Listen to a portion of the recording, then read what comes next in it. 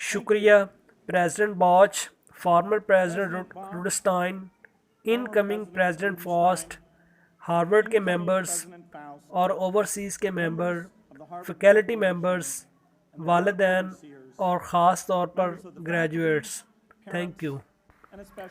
میں یہ کہنے کے لیے 30 سالوں سے زیادہ عرصے کا انتظار کر رہا ہوں کہ ڈیڈ، میں نے آپ کو ہمیشہ کہا تھا کہ میں واپس آ کر اپنی ڈگری ضرور حاصل کروں گا۔ اس اعزاز کے لیے میں ہارورڈ کا بہت مشکور ہوں۔ میں اگلے سال اپنی نوکری تبدیل کروں گا اور کالج کی ڈگری اپنی سی وی پر ضرور لکھوں گا۔ میں آج گریجویٹس کی تعریف کروں گا جنہوں نے بہت محنت اور لگن سے ڈگری حاصل کی۔ میں اس بات پر بہت خوش ہوں کہ کرمسن نے مجھے ہارورڈ کا سب سے کامیاب ڈراپ آؤٹ قرار دیا۔ میں آج ایسا ہی محسوس کر رہا ہوں جیسے انہوں نے مجھے میری ہی کلاس کی الوداعی تقریب سے خطاب کرنے کے لیے مدعو کیا ہے کہ میں جو فیل طالب علم ہوئے ہیں ان کو اچھا پیغام دے سکوں، لیکن میں چاہتا ہوں کہ مجھے اس لڑکے کی طور پر پہچانا جائے جس نے اسٹیو بالمر کو بزنس اسکول سے ڈراپ کروایا تھا۔ اسی وجہ سے مجھے آپ کی گریجویشن مکمل ہونے کی تقریب میں بلایا گیا ہے۔ اگر مجھے آپ کی اورینٹیشن میں بلایا ہوتا تو یہاں پر بہت کم لوگ موجود ہونے تھے۔ ہارورڈ میرے لیے ایک غیر معمولی تجربہ رکھتی ہے۔ یہاں پر تعلیمی زندگی دلکش تھی۔ یہاں پر میں نے بہت زیادہ ایسی کلاسز میں بھی بیٹھا ہوں جس میں رجسٹرڈ نہیں تھا، اور یہاں ہاسٹل کی زندگی کافی خطرناک تھی۔ میں ریڈ کلف کوریئر ہال میں رہتا تھا۔ میرے ہاسٹل میں بہت سارے لوگ رات گئے تک باتیں کرتے رہتے تھے کیونکہ ان سب کو پتہ تھا کہ مجھے صبح جلدی اٹھنے کی فکر نہیں۔ اس وجہ سے میں اینٹی سوشل گروپ کا لیڈر بن گیا۔ ہم تمام سوشل لوگوں کو ناکام کرنے کے جواز میں ایک دوسرے سے چمٹے ہوئے ہیں۔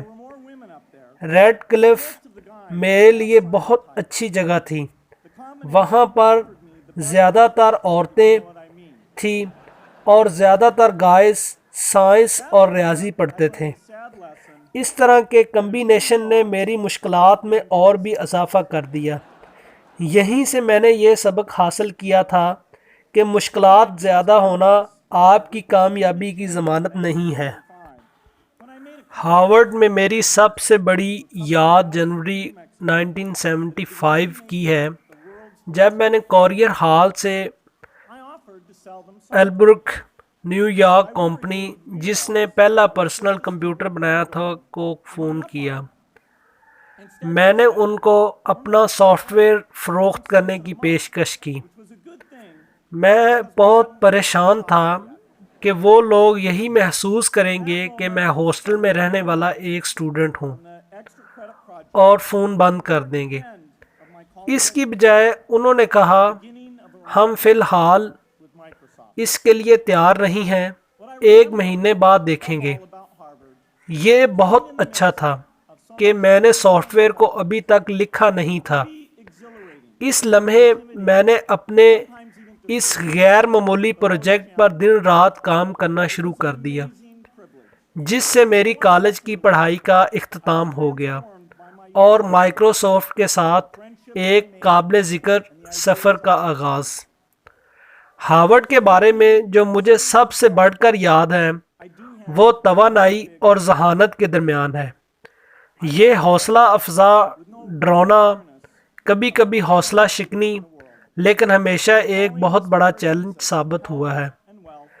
یہ بڑی حیرت کی بات ہے کہ میں نے ہارورڈ میں تھوڑے عرصے میں بہت زیادہ دوست بنائے اور اپنے منصوبے پر محنت کی، لیکن اگر میں سنجیدہ نظر سے دیکھوں تو مجھے اس پر بہت زیادہ افسوس ہوتا ہے کہ میں نے ہارورڈ کو دنیا میں خوفناک عدم مساوات، خطرناک ہیلتھ اور ویلتھ کی مرحومییں اور مواقع جو لاکھوں لوگوں کو مایوسی کی زندگی کی خدمت کرنے کے بغیر ہی چھوڑ دیا۔ میں نے ہارورڈ میں معاشیات اور سیاست میں نئے آئیڈیاز کے بارے میں بہت کچھ سیکھا، جن سے مجھے سائنس علوم میں ہونے والی پیش رفت کا بہت زیادہ پتہ چلا۔ لیکن انسانیت کی سب سے بڑی پیش رفت اس کی دریافتوں میں نہیں، بلکہ ان دریافتوں سے کس طرح عدم مساوات کو کم کیا جا سکے۔ انسانیت کی سب سے بڑی کامیابی مضبوط جمہوریت، عوامی تعلیم، معیاری صحت کی دیکھ بھال اور وسیع معاشی ترقی سے منسلک ہے۔ مجھے بہت زیادہ افسوس ہے کہ میں اس ملک میں لاکھوں نوجوانوں کے تعلیمی مواقع سے دھوکہ دہی کے بارے میں بہت کم جانتے ہوئے کیمپس کو چھوڑ دیا، اور میں ترقی پذیر ممالک میں لاکھوں لوگوں کی ناقابل بیاں غربت اور بیماری میں زندگی گزارنے کے بارے میں کچھ نہیں جانتا تھا۔ اس کو تلاش میں مجھے کئی دہائیاں لگیں۔ آپ گریجویٹس مختلف وقتوں میں ہارورڈ میں آئے ہیں۔ دنیا کی عدم مساوات کے بارے میں آپ کو مجھ سے زیادہ علم ہے۔ ان سالوں میں یہاں مجھے امید ہے کہ آپ کو یہ سوچنے کا موقع ملا ہوگا کہ تیز رفتار ٹیکنالوجی کے اس دور میں ہم آخر کار عدم مساوات کو کیسے ختم کر سکتے ہیں۔ ذرا بحث کی خاطر تصور کریں کہ آپ کے پاس ہفتے میں کچھ گھنٹے اور مہینے میں کچھ ڈالرز ہیں، تو آپ وہ پیسہ اور وقت اس جگہ پر خرچ کرنا چاہتے ہیں جہاں لوگوں کی جان بچانے اور اس میں بہتری لانا ہو، تو آپ کہاں خرچ کریں گے؟ میلنڈا اور میرے لیے یہ بہت بڑا چیلنج تھا۔ ہم اپنے وسائل کو اس طرح بہت زیادہ لوگوں کی بھلائی کے لیے خرچ کرنا چاہتے تھے۔ اس گفتگو کے درمیان میں نے اور میلنڈا نے لاکھوں بچوں کے بارے میں ایک مضمون پڑھا جس میں غریب ممالک میں ہر سال لاکھوں بچے بیماریوں سے مر جاتے تھے جن کو ہم نے بہت پہلے اپنے ممالک میں ختم کر دیا تھا۔ خسرہ، ملیریا، نمونیا، ہیپاٹائٹس بی، پیلا بخار، اور ایک بیماری جس کے بارے میں نے پہلے کبھی نہیں سنا تھا، روٹا وائرس، ہر سال 5 لاکھ بچوں کو مار دیتا تھا۔ ان میں سے کوئی بھی بیماری ہمارے یونائٹڈ اسٹیٹ میں نہیں تھی۔ ہم حیران تھے کہ اگر دنیا میں یہ لاکھوں بچے مر رہے ہیں تو دنیا ان کو بچانے کے لیے مختلف دوائیں دریافت کرے گی اور ان کو فروخت کرنے کو ترجیح دے گی، لیکن ایسا بالکل نہ ہوا، کیونکہ یہ ڈالر کا کاروبار نہ ہونے کی وجہ سے ہے کہ ہم نے ان بیماریوں کی دوائیں بنانے کی بالکل کوشش نہیں کی۔ اگر آپ کو یقین ہے کہ ہر زندگی کی قیمت ایک جیسی ہے، تو آج کل ہمارے معاشرے میں کچھ زندگیاں زیادہ اہم اور کچھ کم اہم بالکل نہ ہوتی۔ ہم نے خود سے کہا کہ یہ سچ نہیں ہو سکتا، لیکن یہ سچ ہے، تو یہ وہ حق ہے جو ہم نے اپنے آپ کو دیا ہے۔ لہٰذا ہم نے اپنا کام اسی طرح شروع کیا یہاں کوئی بھی اسے شروع کر سکتا تھا۔ ہم نے پوچھا دنیا ان بچوں کو کیسے مرنے دیتی ہے؟ اس کا جواب بہت آسان اور سخت تھا۔ مارکیٹ نے ان بچوں کی جان بچانے کا بدلہ نہیں دیا اور حکومتوں نے اسے سبسڈی بھی نہیں دی، لہٰذا یہ بچے اس وجہ سے مر گئے کیونکہ ان کے والدین کی مارکیٹ میں کوئی طاقت نہیں تھی اور نہ ہی نظام میں کوئی آواز تھی۔ لیکن آپ اور میں دونوں ہیں، ہم مارکیٹ فورسز کو غریبوں کے لیے بہتر کام کرنے کے لیے تیار کر سکتے ہیں۔ اگر ہم زیادہ سے زیادہ سرمایہ کاری کرنے کے لیے تیار ہو جائیں، اگر ہم مارکیٹ فورسز کی رسائی بڑھا سکیں اور لوگ زیادہ سے زیادہ نفع کما سکیں یا کم از کم معاش بنا سکیں، تو ہم عدم مساوات کا شکار لوگوں کی مدد کر سکتے ہیں۔ ہم دنیا بھر میں حکومتوں پر بھی دباؤ ڈال سکتے ہیں کہ وہ ٹیکس دہندگان کے پیسوں کو اس انداز میں خرچ کریں کہ ٹیکس ادا کرنے والے لوگوں کی اقدار کو بہتر طریقے سے ظاہر کیا جا سکے۔ اگر ہم ایسے طریقوں کو تلاش کریں جو غریبوں کی ضروریات پوری کریں اور کاروبار کو منافع دیں اور سیاست دانوں کو ووٹ دیں تو ہم دنیا میں کافی حد تک عدم مساوات کو کم کر سکتے ہیں۔ یہ کام کھلا ہوا ہے، یہ کبھی ختم نہیں ہو سکتا، لیکن اس چیلنج کا جواب دینے کی کوشش دنیا کو بدل سکتی ہے۔ میں پر امید ہوں کہ ہم یہ کر سکتے ہیں، لیکن میں ان شکیوں سے بات کرتا ہوں جن کا دعویٰ ہے کہ کوئی امید نہیں ہے۔ وہ کہتے ہیں کہ عدم مساوات شروع سے ہے، ہمارے ساتھ آخر تک رہے گی، کیونکہ اس کی پرواہ نہیں کرتے۔ میں ان سے پوری طرح متفق نہیں ہوں۔ مجھے یقین ہے کہ ہم نے زیادہ سے زیادہ لوگوں کی دیکھ بھال کرنی ہے، اور ہم یہ کرنا بھی جانتے ہیں۔ ہم نے اس سین میں بہت دفعہ ایسے انسانی المیے بھی دیکھے ہیں جنہوں نے ہمارے دل توڑ دیے، اور پھر بھی ہم نے کچھ نہیں کیا۔ اس لیے نہیں کہ ہمیں کوئی پرواہ نہیں، لیکن اس وجہ سے کہ ہم جانتے نہیں کہ کرنا کیا ہے۔ اگر ہم جانتے کہ کس طرح مدد کرنا ہے تو ہم یہ کام ضرور کرتے۔ اس کو تبدیل کرنا کافی مشکل ہے۔ ہمیں ایک پریشانی دیکھتے ہوئے اور اس کا اثر دیکھ کر اس کو دیکھ بھال کے عمل میں لانے کی ضرورت ہے، لیکن یہ بہت زیادہ پیچیدہ اقدام ہے۔ یہاں تک کہ انٹرنیٹ اور 24 گھنٹوں کی خبروں کے باوجود لوگوں کے مسائل کو دیکھنا بہت ہی پیچیدہ مسئلہ ہے۔ جب ہوائی جہاز گر جاتا ہے تو اہلکار فوراً پریس کانفرنس بلاتے ہیں۔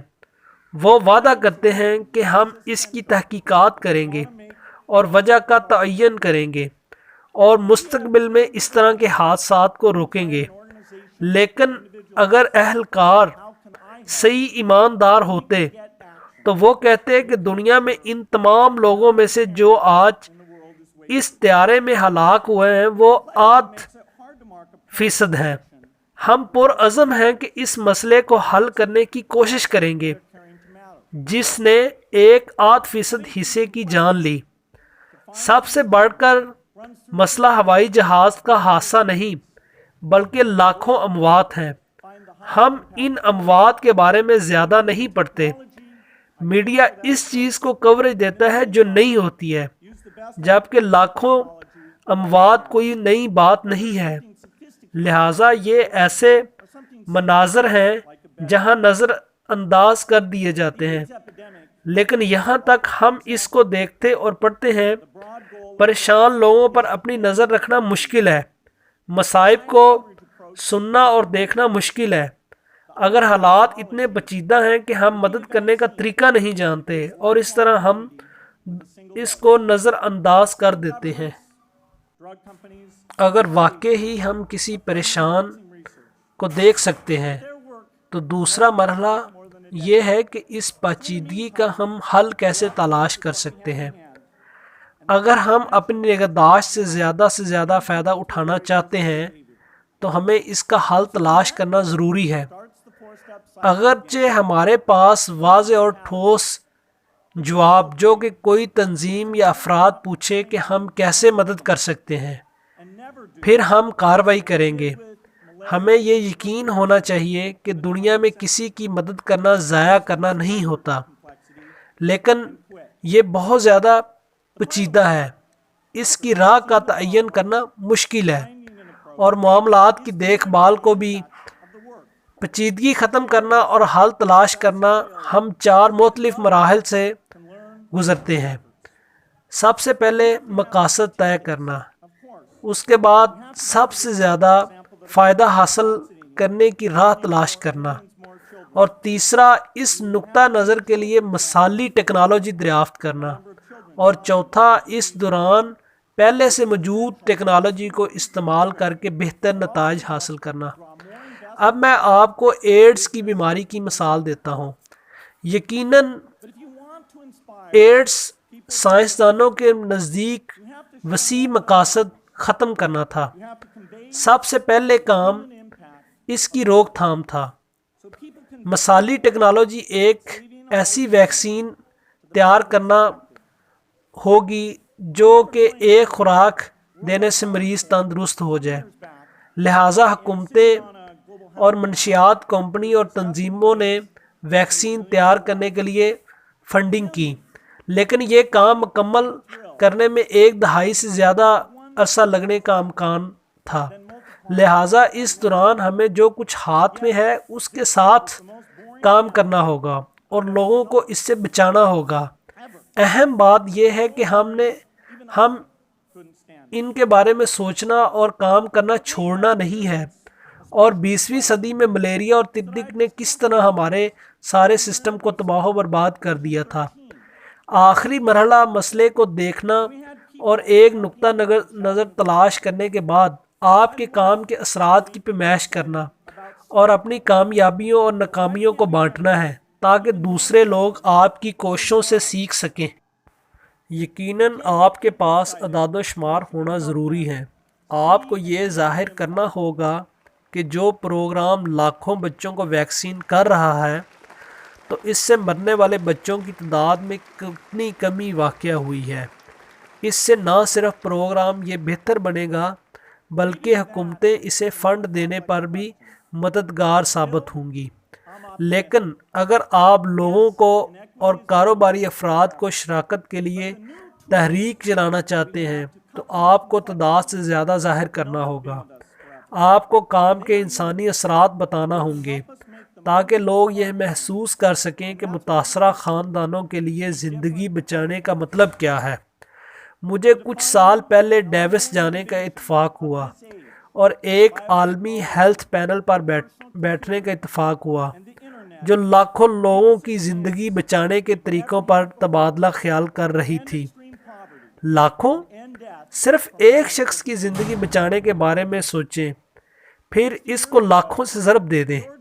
اس کے باوجود یہ سب سے زیادہ بورنگ پینل تھا، بہت بورنگ پینل، یہاں تک کہ میں برداشت نہ کر سکا۔ میں ابھی ایک ایسے ایونٹ میں شرکت کر کے واپس آ رہا ہوں جس میں ہم نے خاص قسم کے ایک سافٹ ویئر کا 13 ورژن بنایا ہے، تو ہمارے لوگ خوشی سے بہت زیادہ اچھل کود رہے تھے، تو مجھے بھی خوشی ہوئی، لیکن کاش ہم لوگوں کی زندگی بچانے کے بارے میں بھی اتنے اچھلیں اور کودیں۔ آپ لوگوں کو اس وقت تک حقیقی خوشی نہیں دے سکتے جب تک آپ ان کی مدد کریں اور اس کے اثرات حاصل نہ کر سکیں۔ یہ بہت بڑا پیچیدہ مسئلہ ہے، اور ہاں، میں پر امید ہوں کہ یہ جو عدم مساوات ہے ہمیشہ ہمارے ساتھ رہی ہے، لیکن ابھی ہم ایسے ٹولز بنانے میں کامیاب ہو جائیں گے جس سے یہ پیچیدگی کا بالکل خاتمہ ہو جائے گا۔ بائیو ٹیکنالوجی، کمپیوٹر، انٹرنیٹ اور اس دور کی جتنی بھی انوویشنز ہیں، اس میں ہمیں غربت کا خاتمہ کرنے میں اور بیماریاں روک تھام کرنے میں بہت زیادہ مدد ملی ہے، جو کہ پہلے کبھی بھی اس طرح نہیں ہو سکا۔ آج سے 60 سال پہلے جارج مارشل نے جنگ کے بعد یورپ کی عوام کے لیے بہت بڑے بڑے منصوبے بنائے۔ انہوں نے کہا کہ میں سمجھتا ہوں کہ سب سے بڑا مشکل اور پیچیدہ مسئلہ وہ یہ ہے کہ عوام کو ریڈیو اور اخبارات کے ذریعے ہم حقیقت سے روشناس کروائیں۔ مارشل کی تقریر کے تقریباً 30 سال بعد جب میری کلاس میرے بغیر گریجویشن کر رہی تھی، ٹیکنالوجی بڑی تیزی سے ابھر رہی تھی جس سے یہی فاصلے سمٹ رہے تھے۔ کم لاگت والے پرسنل کمپیوٹر نے ایک طاقتور نیٹ ورک جنم دیا تھا جس سے مواصلات کے موقع کو یکسر تبدیل کر کے رکھ دیا تھا۔ ڈیئر گریجویٹس، آپ اپنی عمر کے بڑے حیرت انگیز وقت میں یہاں آئے ہیں۔ جب آپ ہارورڈ کو چھوڑ رہے ہیں تو آپ کے پاس بہت زیادہ ٹیکنالوجی موجود ہے۔ जब मैं यहाँ पर मौजूद था तो मेरी उम्र में क्लास में कभी भी इतनी टेक्नोलॉजी नहीं है।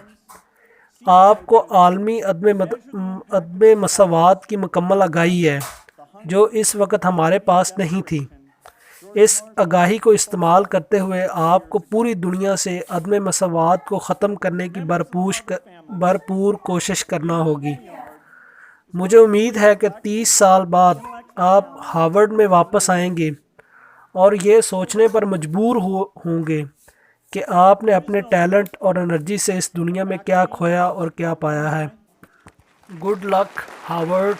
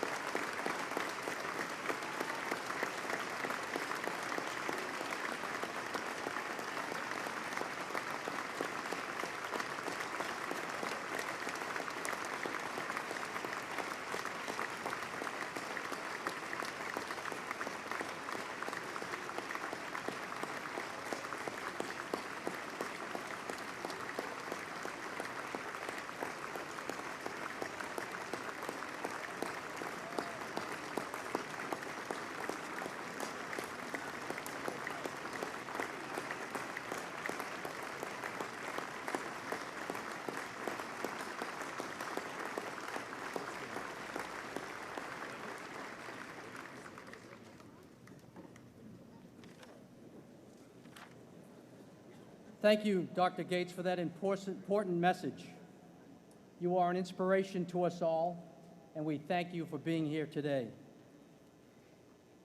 Please stand and join me now as we sing Fair Harvard.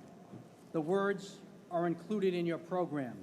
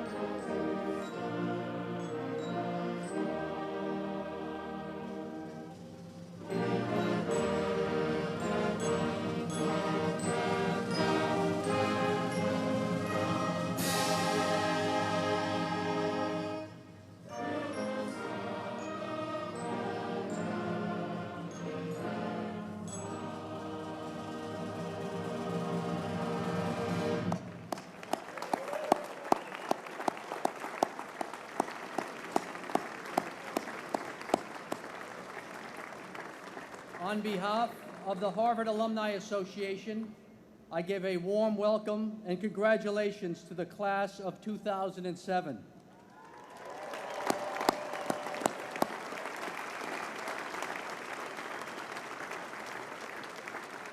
I hope you will return often to Cambridge and will remain engaged with our university through the many activities offered by the HAA and the Harvard clubs around the world. In closing, let me quickly add, this year, Harvard is extending a warm welcome to the Cambridge Ridge and Latin School as they celebrate their graduating senior class. This ceremony will be held right here, beginning at 6:30. Our remarkable operations crew will now be getting this space ready for that ceremony. So it's been great to have you all here. I hereby declare that the 2007 meeting of the Harvard Alumni Association is adjourned to be reconvened on June 5th, 2008. Thank you all for coming. And Nancy, we have just heard some very exciting talks, one by Derek Bach, one by Bill Gates, and another afternoon exercise has come to the end. Tell me your impressions. Well, Bill Gates' speech was in keeping with President Clinton's charge to the senior class yesterday to go out, use the intellect, the intelligence, the education that you have had here at Harvard to make the world a better place. Bill Gates talked about his own journey from chairman of Microsoft to thinking about how to give back to the world, and his journey with his wife to discover that diseases are in fact eradicable in our lifetimes. And he and his wife are on a mission to work to eliminate the diseases of malaria, measles, rotavirus, which, as he said, kills millions of people, tuberculosis. He talked about the complexity of these sorts of problems and urged the graduates not to allow complexity to deter them. He likened his mission to the mission of the Marshall Plan, which George Marshall announced here at Harvard commencement in 1947. And he urged the graduates to make the world a better place, even if it was only in their spare time. And with that ringing message, we bring to a close this annual afternoon exercises at Harvard Yard in the Tercentenary Theater. Glad to have had you here and hope you've enjoyed it as much as all of the people in this wonderful theater did. Thank you, and until next year, farewell.